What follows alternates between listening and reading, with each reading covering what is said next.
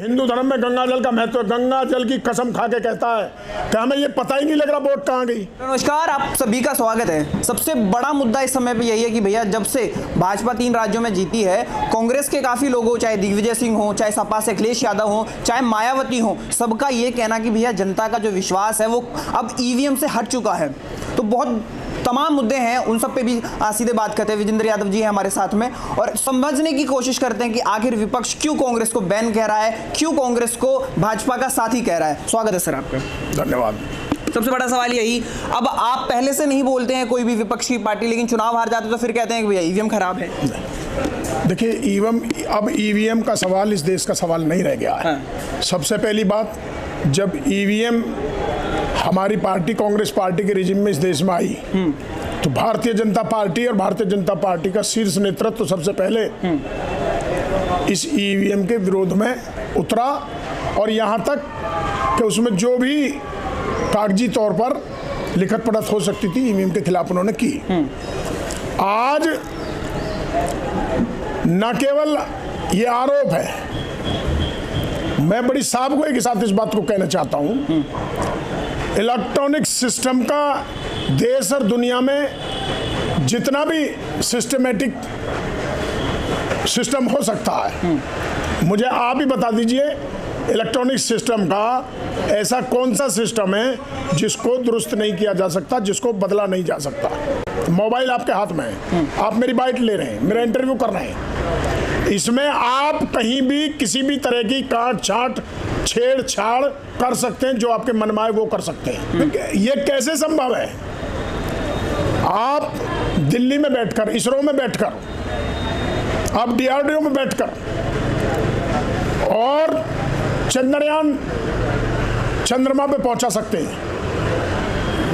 आप 1 मिनट में हजारों करोड़ का लेन देन मोबाइल से कर सकते हैं। आप देश के एक कोने से दूसरे कोने तक आप मोबाइल से सारी चीज कर सकते हैं।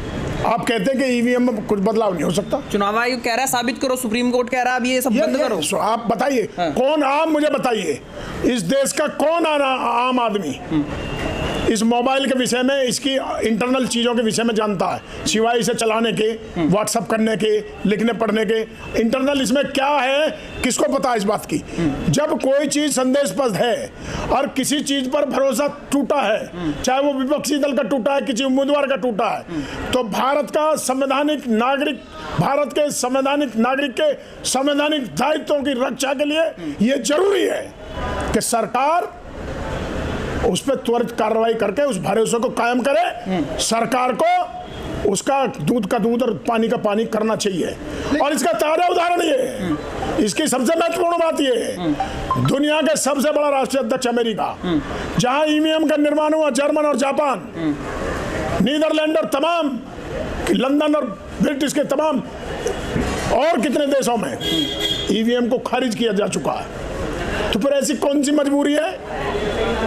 फिर आप चुनाव आयोग के ऐसे सिस्टम पर मोदी जी क्यों भरोसा करते हैं कि आप पहले दिन से चुनाव शुरू हुआ, 2.5 महीने में आप चुनाव कर रहे हैं, आप इस 2.5 महीने के बीच में शासन आपका है, प्रशासन आपका है, चपरासी आपका है, कलेक्टर आपका है, SP आपका है, थानेदार आपका है, दरोगा आपका है, इंस्पेक्टर आपका है।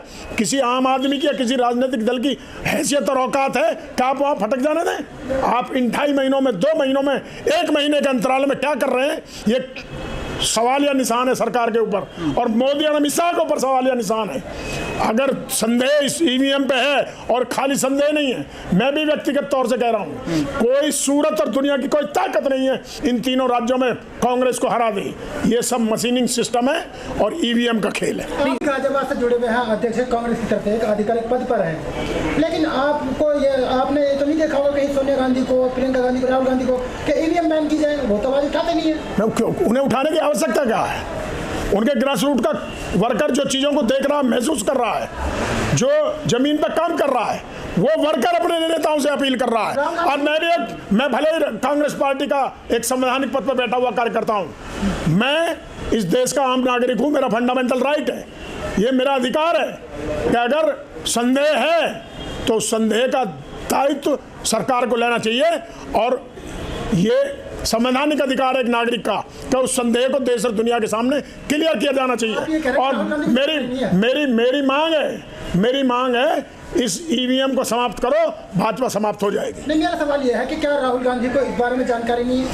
अरे हम अपने नेताओं को एक एक चीज नीचे से ऊपर तक भेजने का काम कर रहे हैं, सब पे अध्ययन का काम हो रहा है, सारी चीजों पे विचार हो रहा है। ऐसा नहीं है अखिलेश यादव विपक्ष के छोटे नेता नहीं है, दिग्विजय सिंह जी पार्टी के, कांग्रेस पार्टी के छोटे नेता नहीं है। अगर उन्होंने कोई सवाल उठाया है और भी दूसरे विपक्ष ने, दूसरी पार्टियों के लोगों ने सवाल उठाए, मैं भी 2022 में चुनाव लड़ा हूँ, खुद मेरे गांव में 13,500 वोट का पोल हुआ, सारा गांव इकट्ठा करके आज भी हिंदू धर्म में गंगा जल का महत्व, गंगा जल की कसम खा के कहता है कि हमें ये पता ही नहीं लग रहा वोट कहाँ गई। 8,500 वोट मेरे गांव में बीजेपी की निकली है। अब कैसे विश्वास कर लेंगे? लेकिन वही है, सुप्रीम कोर्ट कह रहा है कि भैया नोटिस भेजा जाएगा अगर आप इस पे ज़्यादा बहस करेंगे तो। देखिए, इस देश में आज मीडिया, कोर्ट और सुप्रीम कोर्ट सबको मोदी और अमित शाह ने प्रभावित किया है, इसमें कहीं कोई शक नहीं है। आम रिक्शा पोलर आज बता देगा कि कोर्ट में भी वही हो रहा जो मोदी चाह रहा, अदालत में भी वही हो रहा जो मोदी चाह रहा। ये आम आप लीजिए ना इंटरव्यू, आपको पता लग जाएगा। आप भी जमीन पे घूम रहे हैं, इस बात का आपको भी एहसास है, भले ही आप ना कहें। और जब कभी भी ये इतिहास को लिखने का दोबारा से काम शुरू होगा तो उसमें हिंदुस्तान की मीडिया की सबसे भौंडी और सबसे दिग्भ्रमित करने वाली व्यथार कथा लिखी जाएगी। पूरे दिन गलत को सही और सही को गलत करने का काम मोदी प्रचारनामा मीडिया ने कर रखा है। तरफ से आरोप लगाया कि चुनाव आयोग सुनवाई नहीं करता। मीडिया में चला है कि 48,000 टोटल शिकायतें मिली, जिसमें 99% चुनाव आयोग ने उनका सोल्यूशन किया और झूठी भी निकली उसमें। आप मुझे एक बात बताइए, ये मैं नहीं कह रहा हूँ, 19.5 लाख ईवीएम, 6.5 लाख वीवीपैट, अगर वो गायब हैं, अगर उनमें गड़बड़ियां हैं, चुनाव आयोग कोई संज्ञान ले रहा, सुप्रीम कोर्ट कोई संज्ञान ले रहा, कैबिनेट मिनिस्टर के बेटे पर सरेआम किस तरह से वीडियो वायरल हुए, हजारों करोड़ रुपए के लेन देन के वीडियो वायरल हुए। कांग्रेस के नेताओं ने चुनाव के दरमियान ही 4-5 बार लिखित में शिकायत की है। कोई ईडी, सीबीआई, आईटी कहीं पहुंची? किसी ने पूछा? लेकिन विपक्ष को बदनाम करने के लिए ED, CBI, Bharatiya Janata party के शीर्ष नेतृत्व के आदेश पर षड्यंत्र के तहत विपक्ष के नेताओं को, चाहे कांग्रेस के चाहे दूसरे दलों के नेताओं को बदनाम करने का काम कर रही है। झारखंड का ताजा उदाहरण है, पिछले 50 वर्ष से वो साहू अकेले सांसद हैं कांग्रेस के, उनका सारा परिवार बड़ा बिजनेसमैन है। जानबूझकर ये रेड कराई गई है। क्या 100 करोड़ रुपया, 200 करोड़ रुपया इस देश में एक ही कांग्रेस का सांसद है, वो भी उद्योगपति है, पिछले 50 वर्ष से उसके व्यापार का लेखा जोखा उनके पास है, और इस तरह से प्रचारित किया जा रहा है। ये देश की मीडिया की, मोदी और अमित शाह की मिली भगत है। इस तरह से प्रचारित किया जा रहा है लोकसभा के चुनाव को देखते हुए कि जैसे कांग्रेस ही भ्रष्टाचार की जननी है। 10 साल में कुछ कर नहीं पाए, अब नए नए हथकंडे अपनाकर बदनाम करने का विपक्ष को काम कर रहे हैं। मैं आपसे कह देना चाहता हूं, आज याद रखना, आज का इंटरव्यू जब लोकसभा चुनाव हो जाएगा उसके बाद खोल कर देखेंगे। मोदी और अमित शाह और भाजपा के तमाम तर्कस के तीर कितनी भी कोशिश कर लें, इंडिया गठबंधन 2024 में लोकसभा का चुनाव भारतीय जनता पार्टी को राहुल जी और सोनिया जी और खड़गे जी और प्रियंका जी की क़यादत में, हमारे तमाम इंडिया गठबंधन के जितने घटक दल हैं सबकी क़यादत में हरा कर रहेगा।